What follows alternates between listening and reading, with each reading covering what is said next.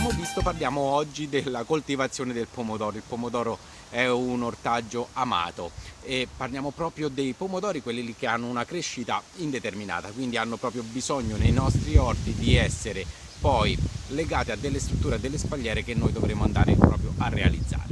Parliamo quindi della coltivazione nei nostri orti, cercheremo di farlo nel modo più biologico possibile. Il video è un po' lungo, ma parliamo proprio di come si lavora il terreno, come si fertilizza, come si pianta, come si fa la struttura, come si sfemminella, come si annaffia e tutti quanti i piccoli consigli e segreti che posso darvi con la mia esperienza. Poi qualsiasi cosa non vi è ben chiaro, rispondete all'interno dei box del video e io vi risponderò più velocemente possibile. Andiamo subito al video perché è un po' lungo. Allora, la prima operazione che c'è da fare chiaramente è iniziamo subito con rendere fertile il nostro terreno.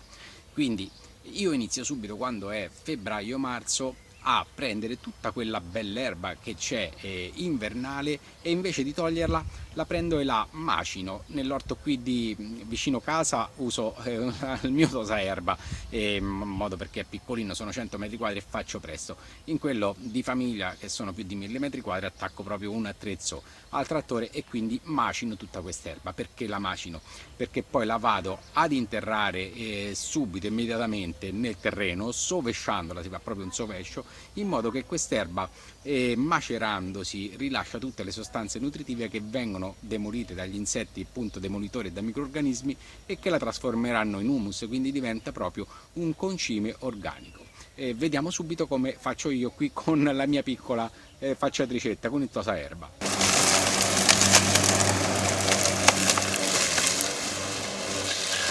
Appena l'ho subito macinata tutta fine fine, prendo e vado a fare il sovescio, come si dice in campagna. Prendo, attacco un piccolo aratrello al mio trattore, qua faccio con la vanga come si faceva tanti anni fa.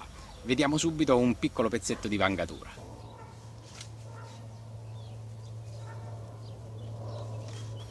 Passato un mese, diciamo che siamo ad aprile, quell'erba oramai si è già decomposta, nel senso che tutti quanti i microrganismi demolitori l'hanno trasformata in humus, quindi è proprio giunto il momento di fare una seconda vangatura oppure una zappatura superficiale, sfinare le zolle e livellare ben bene il terreno e levare qualche radice che c'è sul nostro orto.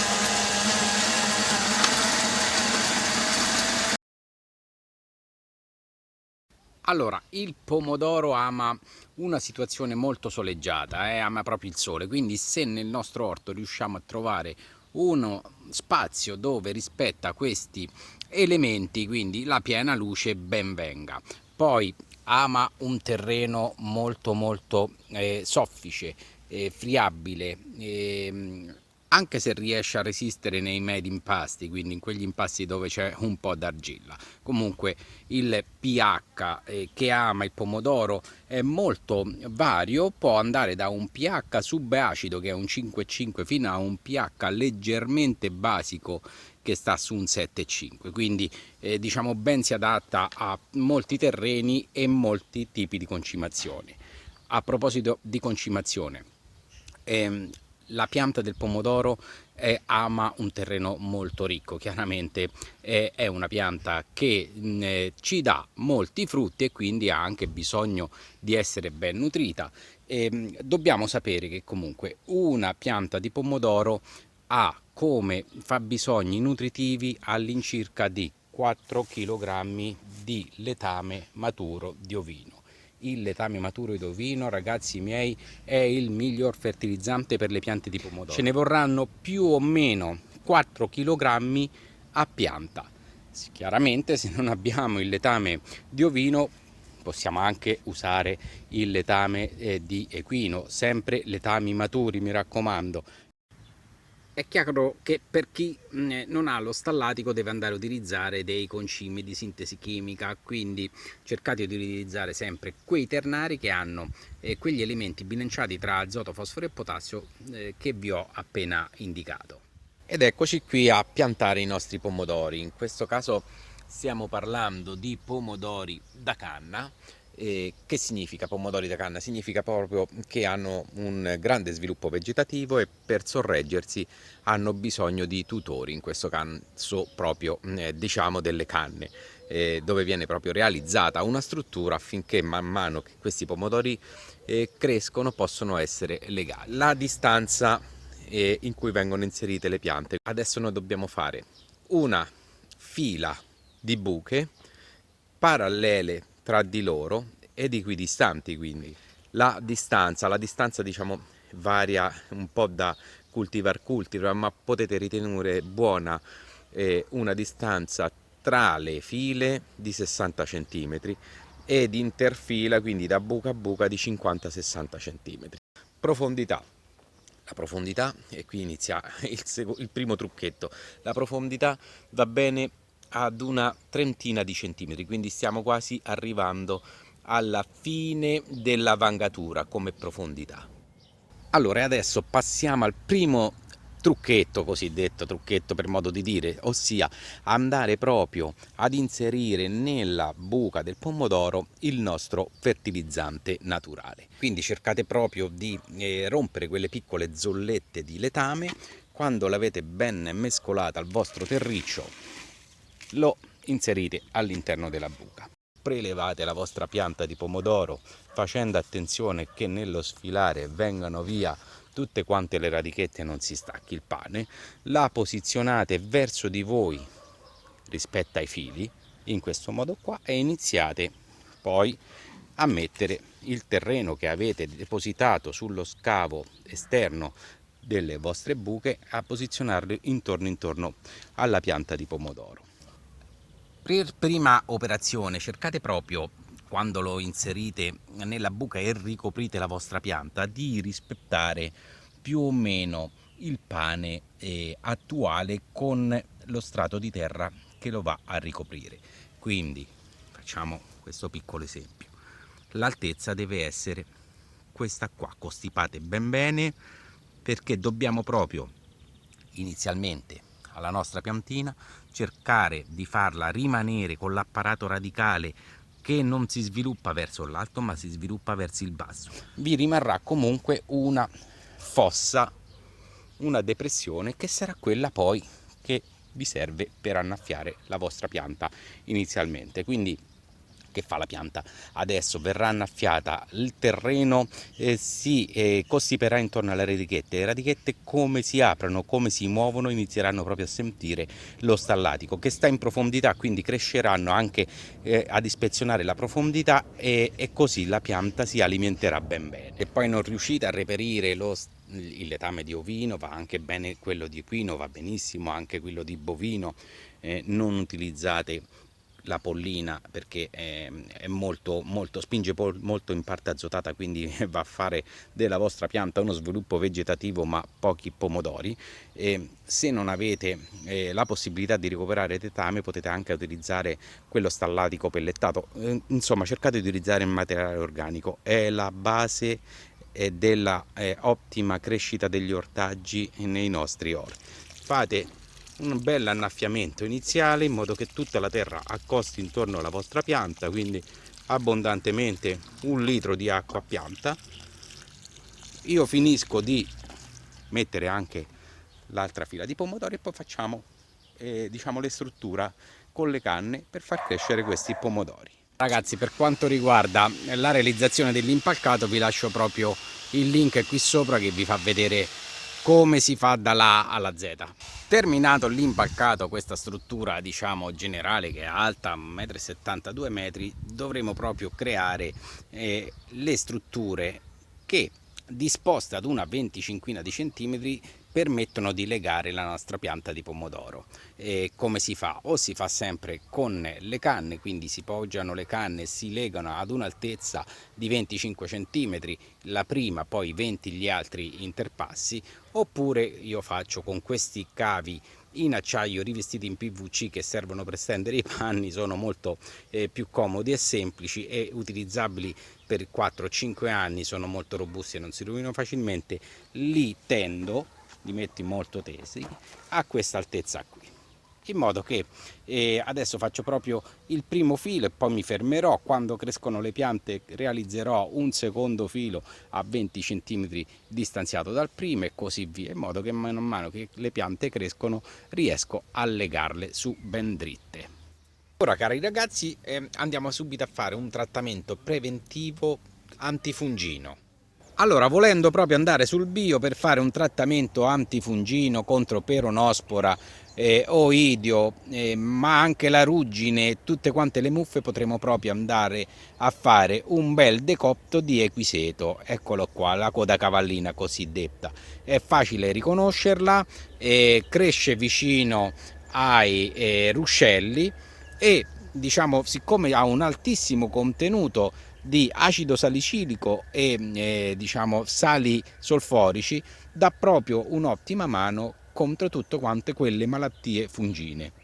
È chiaro, non è un trattamento a base rameica, però se noi ce l'abbiamo a disposizione e facciamo i trattamenti ogni 14 giorni, è garantito che noi non ci avremo nessun attacco su nessuna pianta per quanto riguarda chiaramente le malattie fungine. Quindi si può utilizzare tutta quanta la pianta, eccezion fatta per le radici. Quando la trovate fatene un bel raccolto, perché anche essiccata poi può essere utilizzata. Quindi raccoglietela e adesso facciamo il decotto.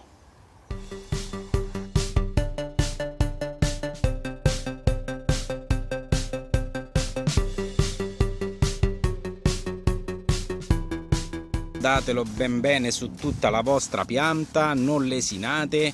Per chi non ha questo macerato di quiseto può andare sempre a fare una soluzione antifungina di prevenzione, ad esempio con l'ossicloruro di rame, perché sui pomodori, soprattutto quando sono in fiore, non possiamo andare a dare la poltiglia bordolese, anzi meglio ancora sarebbe proprio il rame chelato.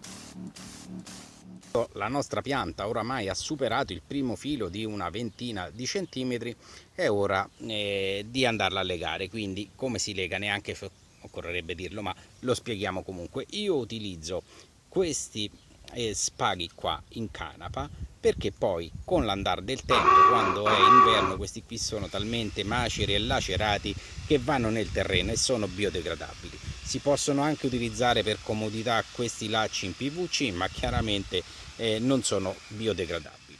Se ne prende una porzione di una quindicina di centimetri, in questo modo qua si taglia e si va a tendere la nostra pianta al filo. Basterà solamente fare un nodo che non deve essere troppo stretto, vedete? C'è sempre un po' di spazio di crescita della pianta, e poi il secondo nodo che va a stringere sul primo, ma che non chiude lo spazio nella pianta, perché la pianta deve crescere. Se voi la stringete troppo, qui si strozza e la pianta avrà un deperimento durante la crescita, perché qui la linfa poi non passa più. Poi vado ad eliminare gli spaghi avanzati in questo modo qua e la nostra piantina cresce su bella dritta. Mano a mano che le nostre piante crescono dovremo sempre andarle a legare alla nostra spalliera, alle canne, ai fili, e dovremo andarle a potare. Che significa potare? La sfemminellatura o scacchiatura significa proprio andare ad eliminare una porzione di questi apparati vegetativi che nascono sopra all'ascella della foglia. Il pomodoro continuamente farà su queste foglie, sull'ascella della foglia, un germoglio che diventerà molto forte e vigoroso. Si tratta proprio di andarli ad eliminare in una certa proporzione, in modo da far crescere sì la pianta, ma non renderla troppo folta. Quindi deve essere sempre una potatura equilibrata. La sfemminellatura, guardate, vi lascio proprio il link in fondo al video negli ultimi 6 secondi, lì vedrete come si fa. Quindi si vanno proprio ad eliminare questi getti fino all'impalcato del primo filo, fino al primo filo. Da qui lasciamo poi una biforcazione e inizieremo poi a legare la nostra pianta di pomodoro. Quando le vostre piante sono diciamo già alte, quei 60-70 cm, siamo diciamo a giugno è proprio l'ora di andare a fare la rincalzatura delle piante. E in cosa consiste la rincalzatura? Fino adesso annaffiavamo con la buca la pianta, no? E quindi andavamo proprio ad innaffiarla con l'acqua che andava proprio addosso al tronco della pianta. Adesso noi prenderemo una porzione di terreno che sta distanziandoci chiaramente dal tronco circa 15 cm e lo andiamo a mettere addosso al tronco. In questo modo daremo la possibilità proprio alla pianta di fare delle piccole radici in quella parte di tronco che noi andiamo a coprire. Allora facciamo un piccolo esempio in questa pianta qua con questa piccola zappa. Si tratta proprio, come ho detto, di andare a prelevare una porzione di terra distante quei 15 cm dalla radice, in modo che non feriamo la radice, e andarla ad addossare alla pianta, così, in questo modo. Adesso faremo questo solco, no? Con la zappa quella più grande, e andremo ad addossare questa terra, quindi l'acqua adesso passerà distante quei 15-20 cm dalla pianta. Avremo un effetto sicuramente migliore, perché l'acqua adesso non sta più addosso al tronco, quindi non avremo più paura di quei marciumi radicali, starà distante, quindi l'acqua diciamo che va là per capillarità, le radichette cresceranno ancora di più e poi con questa sarchiatura, movimento della terra, andiamo anche ad appoggiare addosso alla pianta tutti gli elementi nutritivi che stavano un po' distanti, quindi la nostra pianta farà sempre bei pomodori freschi e rigogliosi. Eccoci qua, questo è quello che intendevo, proprio fare un solco, addossare un fosco profondo 15 cm, addossare questo terreno. Fate questa lavorazione in tarda serata in modo che se eventualmente la pianta si stressa un po', tanto poi andiamo subito ad annaffiare e ha tutta la notte per riprendersi un po' da questo eventuale stress.